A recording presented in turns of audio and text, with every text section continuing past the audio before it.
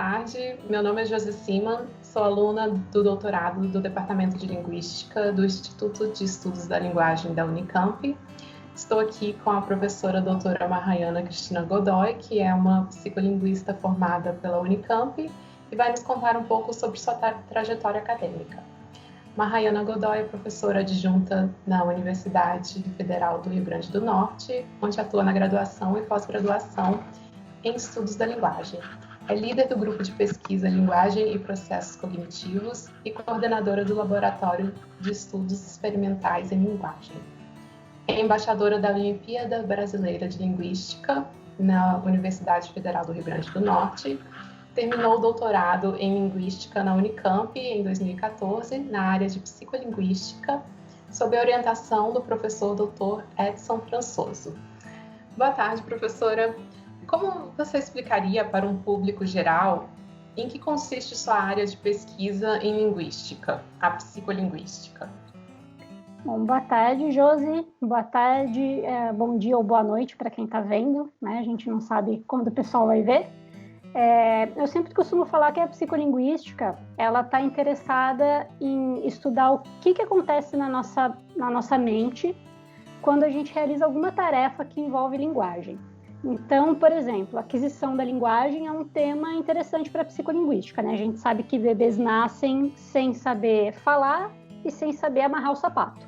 E depois de 2 anos, eles continuam sem saber como amarrar o sapato, mas eles já conseguem falar, né? Com 3 anos eles falam.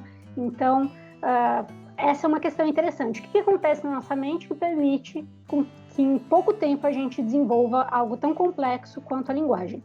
Ou então, outra questão interessante para a psicolinguística, mais relacionada com as questões que eu estudo, é sobre compreensão da linguagem.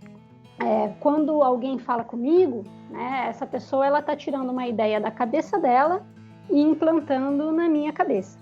E isso é parece mágico, né, bastante complexo. E uma coisa que a psicolinguística faz é tentar entender o que já tem na minha cabeça que permite esse tipo de coisa, né? E como é que eu vou construindo representações enquanto eu vou ouvindo uma frase. A gente não faz assim, ó, peraí que eu estou processando essa palavra, manda outra agora, peraí, manda a terceira palavra de uma frase. Não, é tudo muito rápido, né?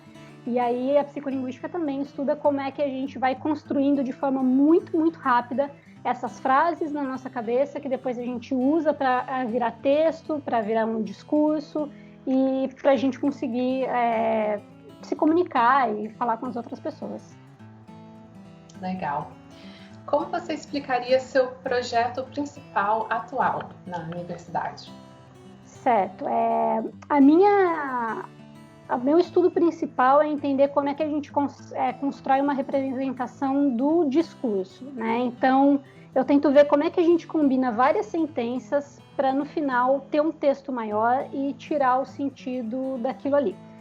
Um problema interessante dentro disso, por exemplo, é a resolução de pronome, né, que é o meu tema principal de estudo. Então, se eu tenho uma frase como Chico Bento foi roubar goiaba do Inholau, mas esse ele pode ser o Chico Bento, pode ser o Inholau, né? Eu não sei quem que é. Se eu continuar falando, mas ele caiu numa armadilha, é o Chico Bento. Se eu continuar falando, mas ele construiu uma armadilha para defender o pomar, vai ser o Inholau. Então, isso eu só resolvo depois do pronome, mas quando eu leio esse ele que é ambíguo, como é que eu resolvo isso, né? E aí a minha pesquisa é entender que o nosso processador de linguagem, né, o nosso processamento de linguagem, ele opera de uma maneira probabilística, então ele usa várias pistas da gramática, do modo como eu oriento meu texto, do conhecimento de mundo que a gente tem, para elencar, assim, quem tem mais chance de ser mencionado agora? Chico Bento ou Inholau? E aí eu tento entender como é que a gente pode usar essas pistas de uma maneira probabilística para construir representações do discurso. Que legal. Em que cidade e estado você nasceu, morou, estudou antes de estudar na Unicamp? Eu meio que morei em todo o interior de São Paulo, mas eu gosto de falar que eu tenho dupla cidadania, tá? Eu cresci numa cidade que chama Porto Ferreira, ali próximo de Pirassununga, de Ribeirão Preto, mas a minha família toda é de Rio Claro, né? Fica 80 quilômetros de Campinas, mais ou menos, perto de Piracicaba, Grande Piracicaba. E então eu sempre tive em Rio Claro também, por causa da minha família. Legal. Mahayana, onde você fez a graduação? Na Unicamp mesmo.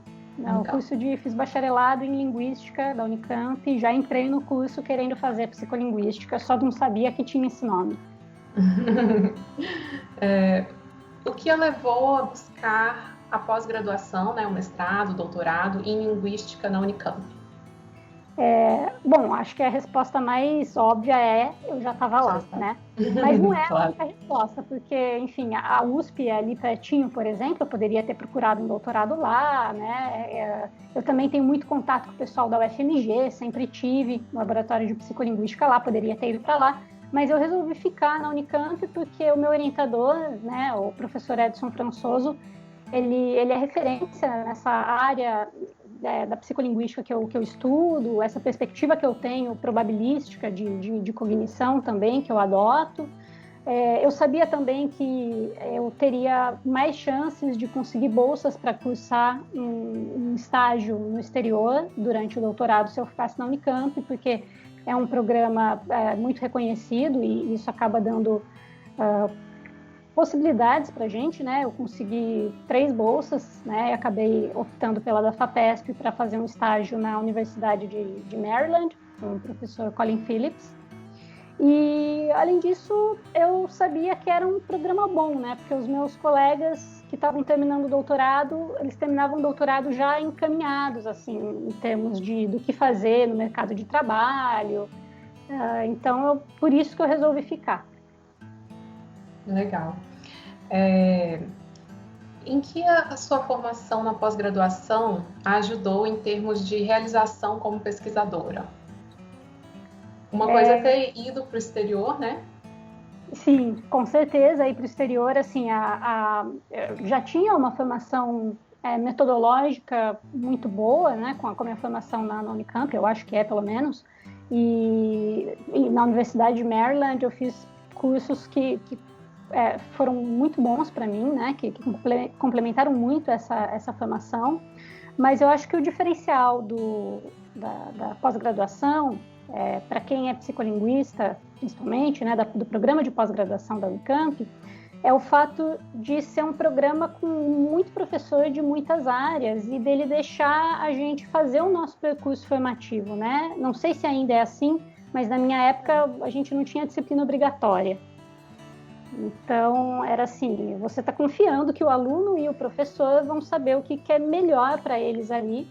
E para mim isso foi muito bom, porque como a psicolinguística, ela lida com fenômenos muito variados, que vão da fonologia até processamento discursivo, né, o processamento da pragmática, quanto mais eu souber dessas outras áreas, melhor para mim. Não significa, né, tem sempre um exemplo que eu gosto de dar, não significa que eu vou pegar conceitos da área de análise do discurso e sair aplicando em psicolinguística, né? Obviamente, a gente não faz essa salada teórico-metodológica, não é isso. Mas, por exemplo, tem um estudo que eu gosto muito que se pergunta assim, o que é, afinal, o sentido de uma palavra? E aí ele faz um estudo eletrofisiológico de processamento e percebe que posições conservadoras e posições liberais, né? Você tem uma posição conservadora e liberal, acaba influenciando em como é que você processa o sentido de algumas palavras. Então, quando você tem, acho que uma formação ampla, né? Você passa por várias áreas da linguística e o programa de pós-graduação da Unicamp deixa a gente fazer isso, você fica mais sensível a essas questões do que você ficaria se você, sei lá, eu estudo processamento de sintaxe, eu só vou estudar sintaxe, né? Eu acho que você fica mais aberto a outras questões. Teve um semestre que na segunda-feira eu tinha aula de teoria gerativa, assim, à tarde, com a professora Charlotte Galves, e na terça-feira eu tinha aula de tópicos discursivos com a professora Ana Bentes, né? Tópicos discursivos. Então, eu acho que essa formação ampla, como psicolinguista, me deixa mais aberta para pescar alguns fenômenos de linguagem que são interessantes, né? O que não significa, é claro, sair fazendo uma misturada aí de conceitos entre áreas diferentes, não é isso. Legal. E como que a sua formação, né, na pós-graduação, te ajudou em termos de realização e mercado de trabalho e realização profissional de forma geral? Eu acho que tem muito a ver com isso que eu acabei de falar, né? Essa formação ampla, porque a gente, quando está fazendo a nossa formação, é óbvio que a gente tem que dar uma atenção especial para a nossa tese, mas a tese, como eu sempre gosto de dizer, é requisito parcial para o diploma, né? Para o título de doutor ou doutora em linguística. E eu acho que é muito necessário a gente passar, eu vejo muito isso na minha atuação profissional hoje, né, em que eu dou aula num semestre, eu tenho que dar aula sobre estruturalismo e história da linguística, mais ou menos, e no outro semestre eu tenho que dar aula sobre linguística textual. Na época em que a gente presta concurso, né, para entrar nas universidades públicas também, eu sempre quis trabalhar numa universidade pública. Eu tive que fazer concurso falando de fonologia, de lexicologia, dos mais variados temas, assim, e o que me ajudava a me preparar, e me ajuda até hoje a preparar as minhas aulas, são os materiais que eu vi durante a minha formação nas disciplinas que eu cursei no programa da Unicamp. Então, acho que retoma aquilo que eu falei antes. O fato de eu ter tido a oportunidade de ter professores das mais diversas áreas me ajudou muito. Eu fiz, por exemplo, participei de um projeto para criar material didático para o MEC, sob orientação da professora Mônica Zopp, que é da análise do discurso. Então, não influenciou a minha pesquisa de doutorado, mas certamente influenciou a minha formação, e hoje eu tenho alguns conceitos que eu aprendi daquelas aulas, daqueles projetos, que eu aplico nas minhas aulas de graduação, dependendo do tema que eu tenho que ensinar. Muito bom. Você está satisfeita com a sua atuação profissional? Por quê? Acho que eu estou, né? Essa é uma pergunta complexa. O meu plano inicial era ser pesquisadora, dar aula, né? Eu sempre gostei de dar aula também, começar um laboratório, e isso está saindo conforme o planejado, tanto por causa da formação que eu tive, quanto pela acolhida que eu tive aqui no UFRN, né? O meu departamento e o programa de pós-graduação em que eu estou são espaços que me deixam bem à vontade, assim, para fazer o que eu quiser. Então, quando eu quis criar um laboratório aqui, por exemplo, chefe de departamento, os colegas da linha de pesquisa, todo mundo falou, vai lá e faz, assim. Então, é um lugar muito legal de trabalhar. E no que depende de mim, no que depende dos meus colegas aqui, por enquanto, tudo está de acordo com o planejado. Ótimo. Quais são os seus projetos e sonhos profissionais para o futuro? Eu acho que é consolidar o laboratório, né? O nosso laboratório aqui é novo. Eu coordeno ele com a professora Janaína Weisheimer, que é aqui do meu grupo de pesquisa, que também trabalha com cognição, a relação entre aprendizagem e cognição, principalmente. E eu acho que os planos para o futuro dependem mais de outras questões também, né? Quando a gente criou o laboratório aqui, a gente teve um corte de verbas no país todo em pesquisa bastante profundo.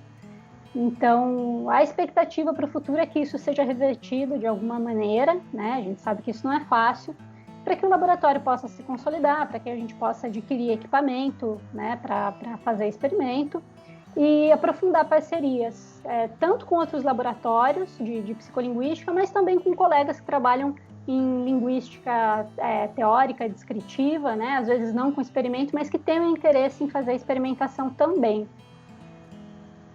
Legal.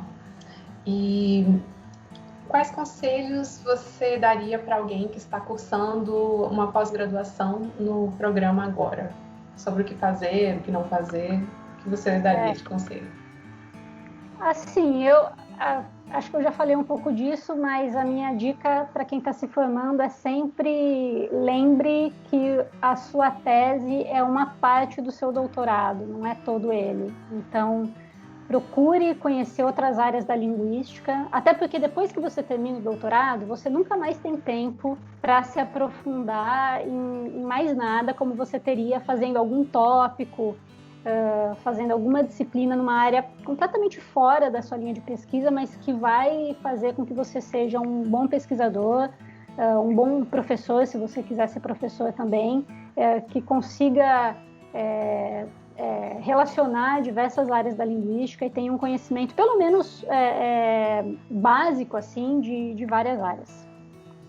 Outra dica para quem está na Unicamp também é conhecer a padaria da Faculdade de Engenharia de Alimentos. Infelizmente, conheci só nos meus últimos anos, mas fica aí a dica. Fica a dica para depois da pandemia, principalmente, né? Exato, Dá um pulinho lá. Por enquanto não. Por enquanto não. Mas, Rayana, algumas perguntas para a gente te conhecer melhor. Qual seria um livro acadêmico que marcou a sua trajetória? Eu acho que esse eu herdei do meu orientador, né? Um livro que ele gostava muito, eu também gosto, um livro que chama Rethinking Innateness, né? Repensando o Inatismo, do Jeff Elman e outros autores, né? São acho que uns 3, 4 autores. Ele está até aqui em cima da minha escrivaninha, calma aí. Ele está meio castigado, mas é esse aqui. Eu acho ele uma boa leitura introdutória, assim, sobre as questões que me interessam na minha área. Legal. E o seu livro de ficção preferido? Eu sei que você gosta bastante de literatura, né? Sim, eu gosto. É clichê, mas clichês existem porque são verdade. 100 Anos de Solidão.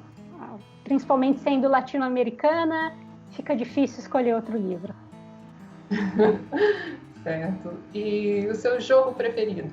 Eu sei que você joga também, jogos de tabuleiro.